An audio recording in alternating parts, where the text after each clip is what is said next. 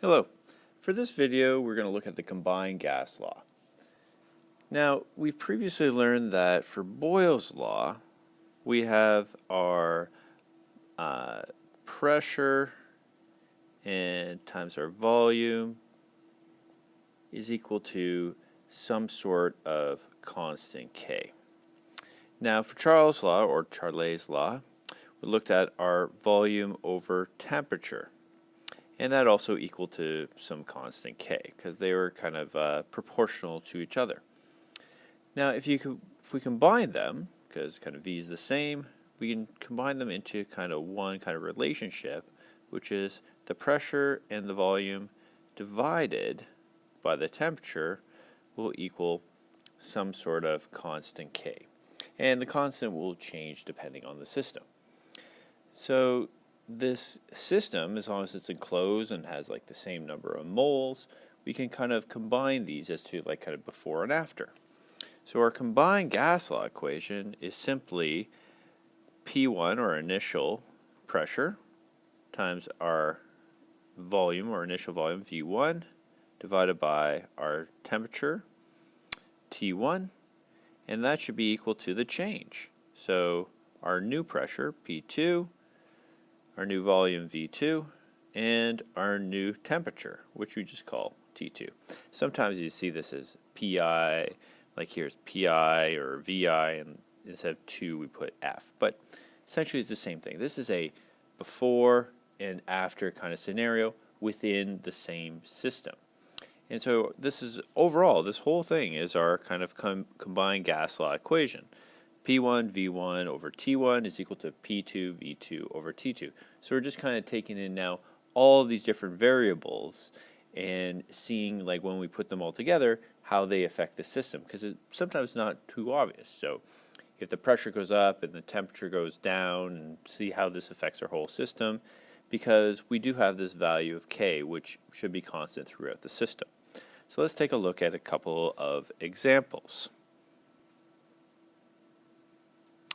Now, our first example is we have a quantity of gas and it occupies a volume of 1.0 liters at 1.0 atm pressure, atmospheres, which is just sea level normal pressure, and 80 degrees Celsius. And we want to know what the pressure is required to compress the gas to a volume of 500 milliliters and 40 degrees Celsius. So first thing we're going to do is we're going to write down what we know. So right now we know the initial volume, V1, and we know the initial pressure, P1, and also our initial temperature, 80 degrees Celsius. But there's going to be a problem with that, and I'll show you in a second. So I write down P1 equal to 1.0 atm, V1 equal to 1.0 liters. So we have to use kind of these SI units. There's lots of different SI units for pressure, but ATM is usually the best one to go to. And we also have T1 equal to 80 degrees Celsius. Now the problem with temperature is we don't want it in Celsius, because that kind of throws off our calculations. Every single time we want our temperature in Kelvin. So to do that, all we have to do is just add 273. And that changes it into Kelvin. 273.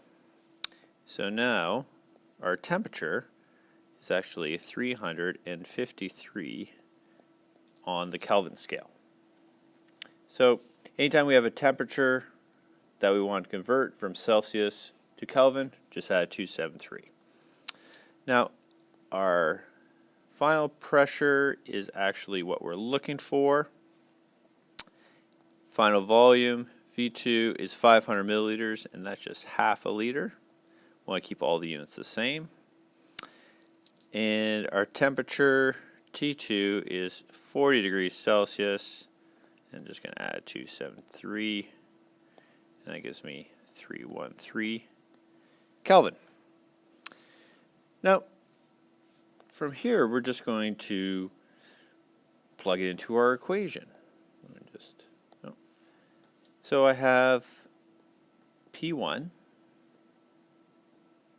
V1, T1 equal to P2, V2, and T2.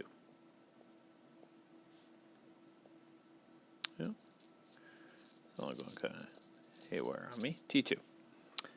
So we want to rearrange this. So I'm going to rearrange this equation so I have P2 all by itself. So I have P2 equal, and just keep P1, V1, and T1 all the same.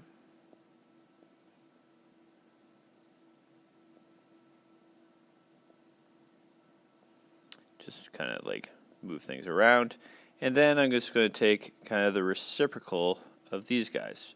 So I'm going to flip it. So now I got, multiply this by T2 and V2. So that's kind of the reciprocal.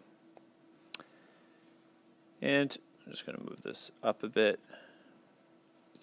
And from here, I'm just going to plug in my values, what I know. So I do know P1 is 1.0 ATM. V1 is 1.0 liters. T2 is 3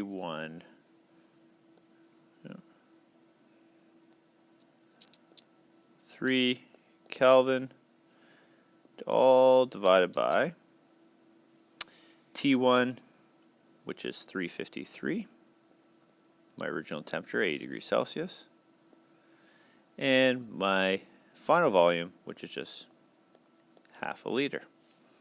Plug that into my trusty calculator, and I'm going to get 1.8, or thereabouts, rounding atmospheres. So this is telling me as I shrink my volume, but actually lower my temperature, I'm still going to get an increase in pressure of 1.8 atmospheres. So let's try one more of these. So in this example, I have a quantity of gas that has a volume of 2.5 liters at 760 millimeters mercury and 20 degrees Celsius. This whole 760 millimeters mercury, this is actually one of the first units of pressure. It's the same as like a Torricelli, one of the first people to experiment with gases and come up with this idea of a pressure. And 760 millimeters mercury, for future reference, is equal to 1 atmosphere. So they all have these kind of like quantities that are multiples of each other, so we can use either one. I generally like to use atmospheres just because they're a little more simple. Now, if I compress the gas to a volume of 750 milliliters by a pressure of 2 atmospheres, I want to know what the final temperature is. Well, let's write down what we know. P1, well, that is my 760 millimeters mercury, but I'm just going to say it's 1 atmosphere. I'm just going to change right now. It's a lot easier than just kind of multiplying 2 by 760. My V1 is 2.5 liters. My T1 is going to be 20 plus 273 gives me 293 Kelvin. My new pressure, P2, is 2.0 ATM. My new volume, V2, is 0.75 liters, or 750 ml divided by 1,000 for liters, and I'm trying to find my new temperature. So again, write out the equation, P1, V1, T1 equal P2, V2, and T2. I'm going to rearrange this. So now I have T2 here, and P2 and V2 stay where they are. 2,